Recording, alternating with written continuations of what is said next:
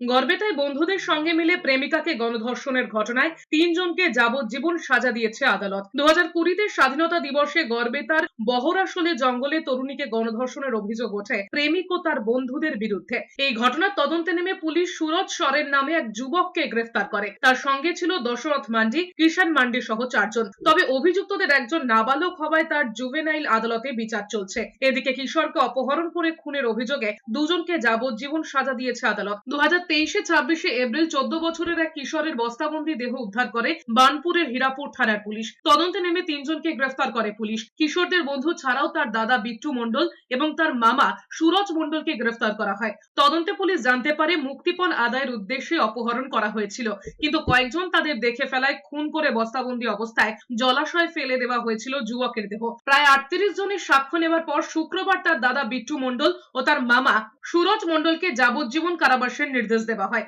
নাবালক হওয়ায় একজনের বিচার চলছে জুভেনাইল কোর্টে।